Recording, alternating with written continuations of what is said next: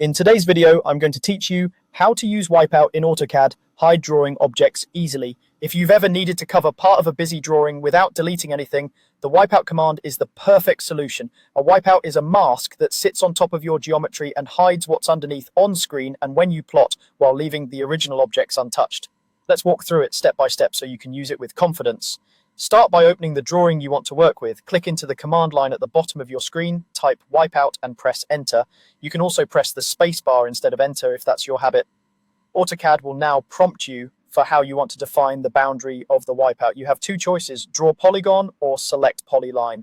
Draw polygon lets you sketch a fresh custom boundary on the fly. Select polyline is great when you already have a closed polyline, such as a rectangle or any closed shape, and you want the Wipeout to match it precisely. If you pick select polyline, make sure the polyline is closed. Open polylines won't work as a boundary. If you choose to draw a polygon, start clicking points in sequence around the area you want to hide. Think of it like tracing a loose outline over the clutter you want to cover. Use your object snaps to grab clean corners and keep the boundary neat. Fewer, well-placed points usually make a cleaner mask and are easier to edit later.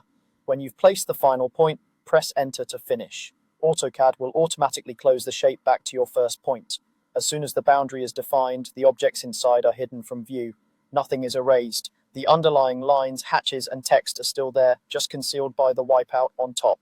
You can click the Wipeout to see its grips and stretch, or move it like any other object. If you change your mind, simply delete the Wipeout and everything underneath instantly reappears. When you plot, the Wipeout will also mask the covered area, giving you a clean, readable sheet. That's all there is to it. Type Wipeout, choose to draw a polygon or use an existing closed polyline, define the boundary, and the selected area is hidden. With this simple tool, you can quickly tidy up views, highlight details, or create room for notes without altering your original geometry.